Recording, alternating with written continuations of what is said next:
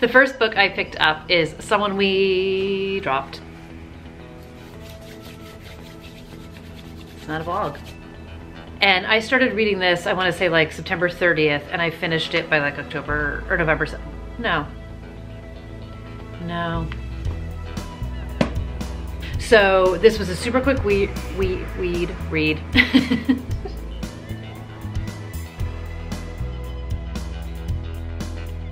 Hey everybody, it's Audrey and welcome back to Chapter and Converse. Today's video is going to be my November wrap up, which I'd like to tell you it's going to be short, but who knows how much I'm going to ramble. But I only read 4 books in the month of November because if you are following me, then you know I spent the month of November doing National Novel Writing Month. And I'll link all those vlogs down below if you are feeling like you have a couple hours to kill to watch me through my insanity journey. But I had a great writing month, kind of burnout aside, insanity aside, sacrificing basically everything else in my universe other than necessities aside. I wound up writing all 30 days straight. I wrote probably no less than 500 words on a given day. I finished with 75,000 words, just over that, which is insane. I have never written that much in a month. I've certainly never done that for Nano before, but I started a brand new project. I got really into it. I very much committed to it. Like I said, there was very little else I did in the month of November that didn't have to be done, basically. So obviously I didn't really read a lot, but I wound up reading 2 fiction books. I figured out pretty early on in the second book that I was reading that I was having way too hard of a time writing a story and reading a story, and I was also reading a mystery. So I wound up doing 2 nonfiction books at the end of the month. One on audio, one probably 75% read and a little bit on audio, and that was basically all I could muster. But the good news is, it is December 15th when I am filming this, and I have already finished 5 books this month. So that feels incredible. I have so missed stories. I'm about 50 pages into another one, and then I'm doing a short audiobook that I'm halfway through. So I am a few books away from 100 for the year, and I know it's about quality, not quantity, but I would love to finish 2019 with a rounded 100 book number under my belt, because I've never read that many books in a year either. So it's been a year of firsts. But here we go. Let's talk about the books I actually read in the month of November. The first book I picked up is Someone We Know by Elope. And I read this in like a matter of days. It's not thick. It's like just under 300 pages. It's mystery, domestic thriller-ish, I would say. And I loved it. I thought it was great. I totally enjoyed it. I enjoyed the characters. I enjoyed the story. It is, in some ways it reminds me of Desperate Housewives, not in the sort of dark humor of it, but in the Wisteria Lane way, where we have this kind of like tight-knit little neighborhood, and it's a couple of streets, and all the neighbors have secrets, and the neighbors, some of them kind of know each other and kind of don't, and there's some new people in town, and there's some people who have been like friends forever. And there's sort of like 2 things going on here. So in the opening chapter prologue, it might even be a prologue, doesn't matter, we find out that a woman dies. We don't know kind of who or at whose hands or anything like that, but immediately we know that there's a murder.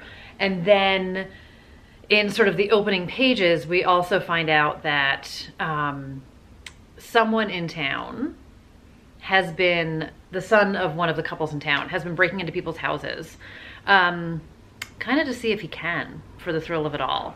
And, you know, that's not cool. And the parents aren't thrilled about it when they find out about it. So the mom winds up sending an anonymous letter to the people whose houses her son says that he broke into. And she says like, hey, I'm not sure if you realize this, but my kid broke into your house and we don't condone this and we're really sorry about it.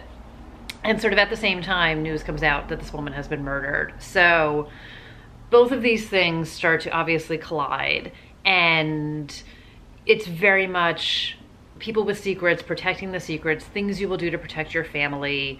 There's a bit of police investigation to it, but it's really a lot about the neighbors and their perspectives and sort of their intertwining lives and all of that good stuff. So like I said, I really enjoyed it. I thought it was well done. I enjoyed the characters. This is the second Cherry LaPena I've read, so I did read The Couple Next Door when that came out a couple of years ago. I have An Unwanted Guest, which I plan to read this winter. It's a wintry book, so I've heard people say like atmospheric winter, read it then. And then a couple spoiler alerts on future shopping I've done. I picked up, I want to say Stranger in the House during the Book Outlet Black Friday sale. So yeah, I'm all in for her writing. She was at Thriller Fest this year. I saw her on a panel. I've talked about her before. I am a fan. This is a good book. So super happy to start the month off with this one. The second book I picked up, and it took me most of the month to read it because I was struggling so much between finding time to write and also distinguishing my story, not distinguishing so much, but like getting caught up in another story that was a mystery. But I read The Vanishing Star by Maureen Johnson. And again, if you're following me, you know I read Truly Devious last month and I totally enjoyed it. I had stubbornly, stupidly resisted reading it for a really long time. Read my YA Why Not, or watch my YA Why Not video about all of that, and I'll link that for you guys. But I totally enjoyed it. I enjoyed both of these books, and it is not a spoiler to say that Truly Devious leaves you in a little bit of a cliffhanger mode. So I was so excited to pick this up immediately so I could see what was going to happen next. And I have seen or read kind of a mixed review where a lot of people didn't think this was as good as Truly Devious. I thought it totally stood up. And obviously it's hard to talk about anything in the plot because it is a sequel, so I don't want to give anything away. All I will say is that, you know, we're with a lot of our same characters again. We're back at the school where Truly Devious takes place. We are still doing some dueling timelines of Truly Devious involves a mystery that happened in the 30s and then present day. So there's still some of that happening here. And I really liked it. And I don't know if it was because I read them back to back and I really enjoyed it, or sort of the continuation of the story that I enjoyed, the story itself and kind of the development of some of the characters, but still a huge fan of Stevie. I think she's great. And I cannot wait to pick up the third and final book in the series, which comes out in January. So I am sort of excited I discovered this late because I don't have to wait like a year in between all the books coming out to see what happens next. I only kind of have to wait a month for what happens next at this stage of the game. But it's a YA mystery. I really like the writing. I think that there's like good humor to it. Again, I like the characters. Stevie, who is our main character, she suffers from anxiety. I like, and you're gonna see a theme about that in a moment. I like the attention, I guess, that's put on that, and the very real descriptions of her anxiety and how she's feeling and what she's going through. So I sort of appreciate that it is a part of her, but it's not in any kind of forefront of the story way. It's just a part of who she is, and it's part of something that she deals with on a daily basis. So I like how it's woven into the story in a very natural way, because for anyone who suffers from anxiety, it is just a natural part of your day-to-day. So I did like sort of the, I'm blanking on the right word. I don't want to say attention because I feel like that's the wrong word, but I like that it's in there, but I like that it's in there in a subtle, normal way, that this is just part of who Stevie is. So if you have any curiosity about these books, I would pick them up. I thought they were great fun. Yeah, so number 2 for Truly Devious. I liked it. I feel like you can tell I am rusty at filming videos, because I am. But I also really wanted to participate in Nonfiction November, and I very quickly figured out that reading a nonfiction book was manageable because I wasn't in a character head, and also, you guys all know I love a thriller, and writing a thriller and reading a thriller at the same time is super confusing.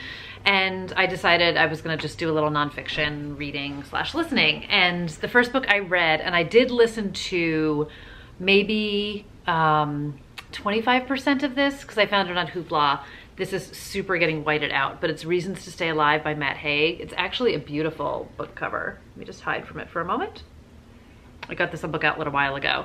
And this is a book, I'm gonna put it down because it's whiting out, that is all about anxiety, depression, mental health struggles. And Matt Haig is a very successful author. And many years ago, he was literally at a breaking point where he was about to commit suicide.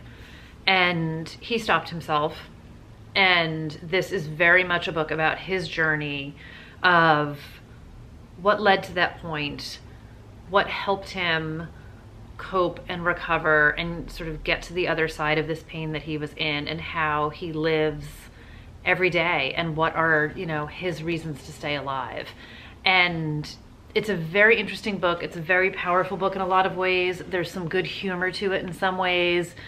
I found a lot of relatability to it, and I said this in some of my nano vlogs, and if you've seen those, I'm sorry, and if you haven't, here we go. I think this is a great book for someone, whether you personally suffer from any sort of mental health struggles, or if you are someone who has someone in your universe who struggles in any mental health way, because there is a lot of understanding about what he went through. And he talks about something as simple as being able to walk to the corner store to buy milk, and how that concept for him at certain stages was so debilitating that he couldn't even do it.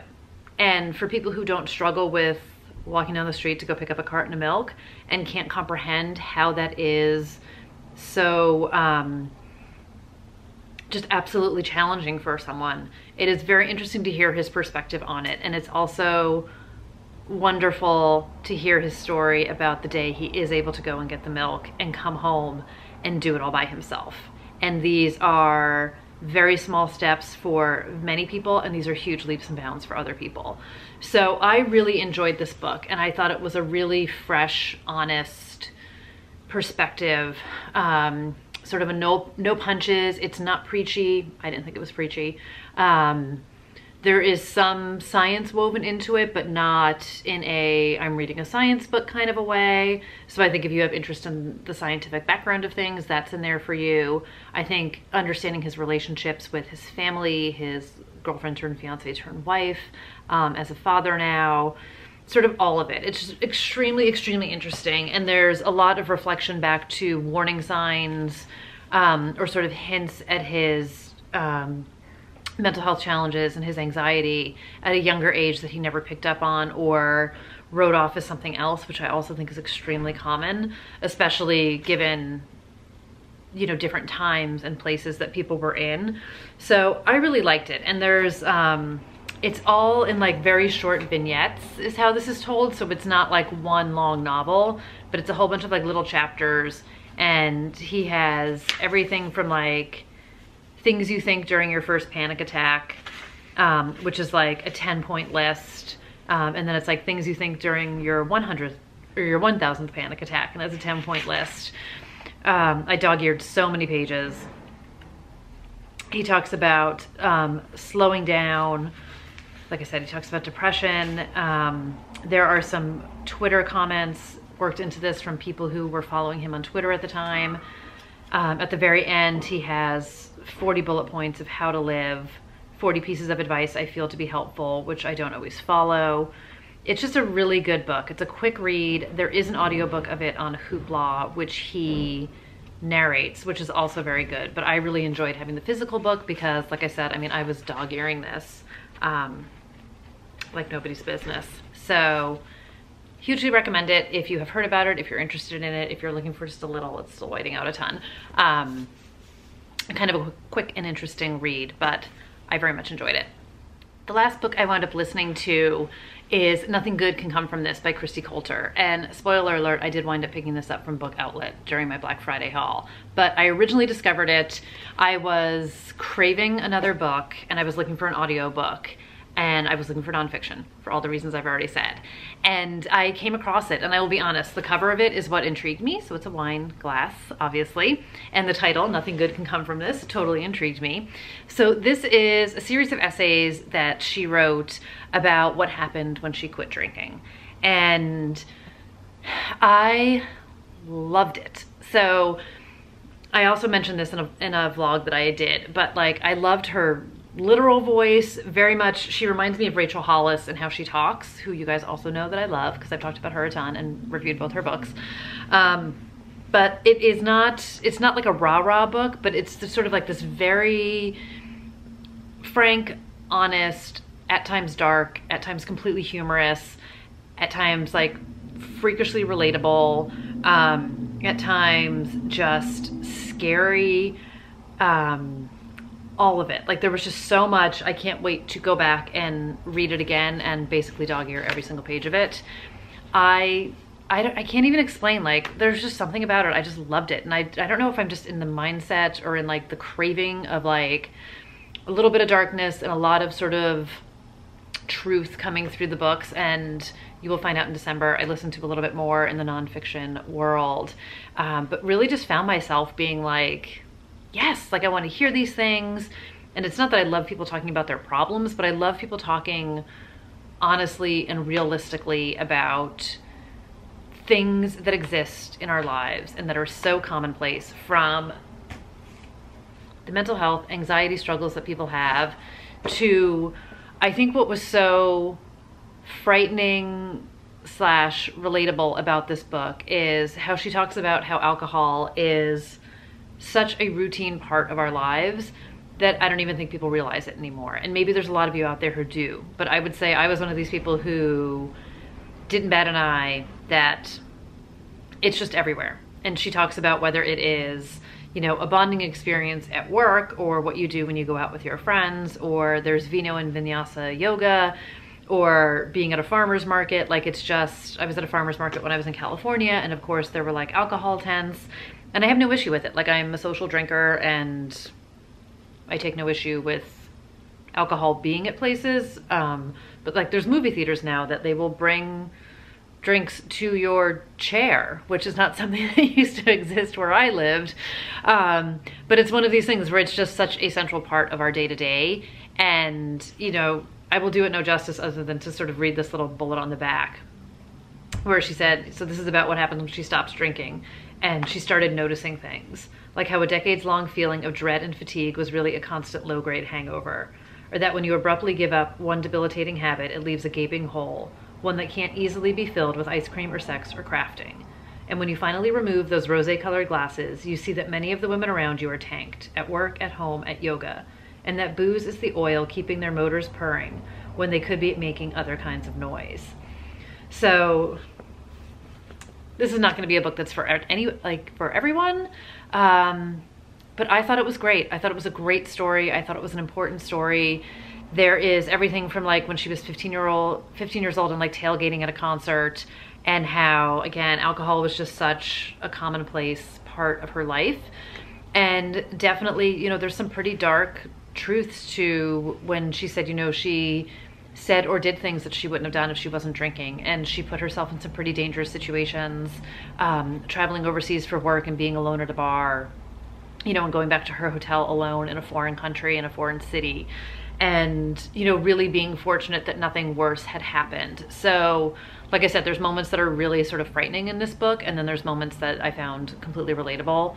But I thought it was great. Like it really, I found it to be moving and important and eye-opening, and yet so, again, how many ways can I say the word relatable? But I loved it. So it's super short, 210 pages. The Hoopla audiobook is great because she narrates it herself. So I would say get your hands on it if you are even a little bit interested at this stage. So that does it for November. So 4 books, still a little bit of chatter, of course, but I enjoyed it. I'm glad I got a little bit something under my belt, and I really enjoyed writing Up a Storm. I do need to finish it. I have written sporadically in December. I have given myself a lot of breathing room to take some time off, but I did just post my 4th nano vlog, so you can see how it all wrapped up, and you can also see how I'm stumbling in my words in that one as well as I am in this one. But I will keep you guys posted on what I'm reading. I don't know, obviously I'm not doing Vlogmas. I don't know if I'm going to try and do a little power pack of videos towards the end of the year. I'm starting to think about all my year-end videos, and I know there's like, I feel like there's 2 camps of people. There's people who put all their best of videos out sort of at the end of December, and then there's people who do it in January. I'm a January person because I am not wholly convinced that I am not going to read another amazing book between now and the end of December, so I don't dare put together my best of list until New Year's Day has hit me. So I'm gonna keep reading. I will let you guys know what's happening on that side. Thanks for hanging out and spending some of your day with me. And I will see you, I'm looking at a pile of books because I'm gonna film another video after this one. And I will see you in that next video. So bye everybody.